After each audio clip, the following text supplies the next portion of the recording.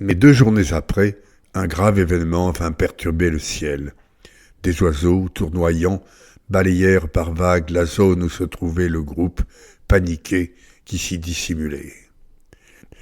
La nuit étant tombée, après concertation, Gandalf et Aragorn prirent la décision de changer d'objectif, repérés qu'ils étaient.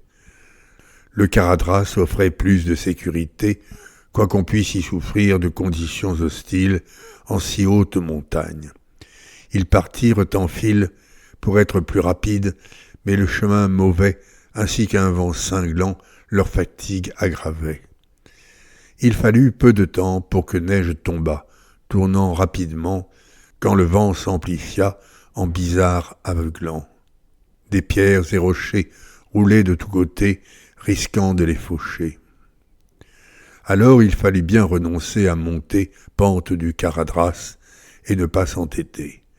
La hauteur de la neige était considérable, au point que les hobbits, désormais incapables de faire moindre pas, durent être portés par leurs aînés plus grands, un moyen limité à de courtes distances.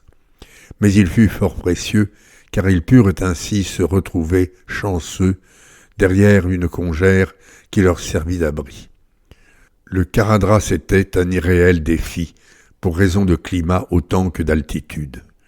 Le groupe devait attendre qu'il soit un peu moins rude, ce qui heureusement assez vite intervint. Descendant tout un jour en s'y donnant sans frein, revenant en terrain enfin hospitalier, ils prirent long repos sans se faire prier. Le lieu était propice à une discussion devenue nécessaire pour prendre décision. Fallait-il renoncer ? C'était inacceptable. La seule solution restant envisageable, proposée par Gandalf, était, non loin de là, la route conduisant aux mines de Moria. Mais ce lieu évoquait êtres épouvantables, dangers de mort atroces et massacres effroyables. Gimli et Aragorn approuvèrent le mage, mais ils furent les seuls. Frodon se montra sage, proposant de remettre décision à demain. La soirée fut pénible. Les hurlements lointains des loups qui s'amplifiaient étaient impressionnants.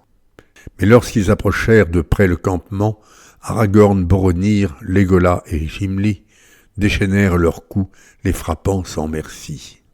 Ce fut Gandalf, ensuite, qui les chassa du camp, grâce à une invective et un tison brûlant.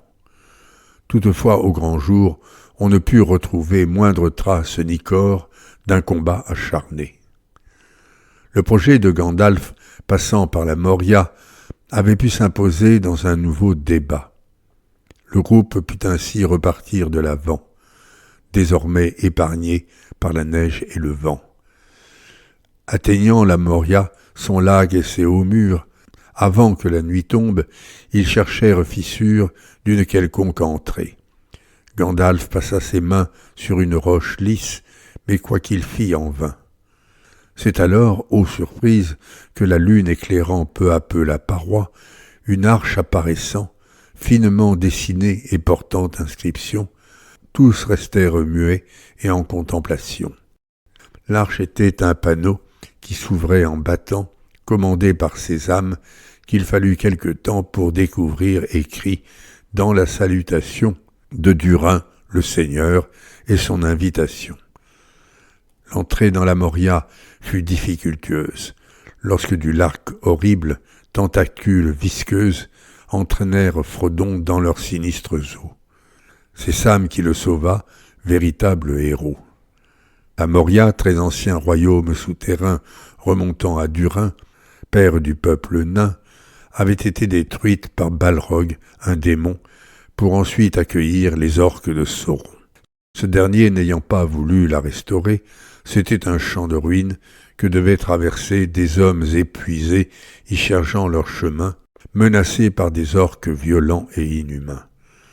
Heureusement, Gandalf se souvenait un peu d'avoir eu l'occasion de visiter les lieux. Dès le grand escalier, il ouvrit donc la voie, son bâton vers le haut, l'allumant de surcroît.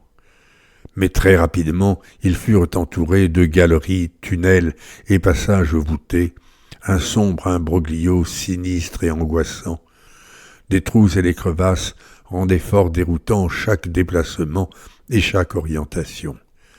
Soit marchant, soit sautant, il gardait direction, que Gandalf indiquait, attendant, courageux, qu'il décide une halte pour respirer un peu.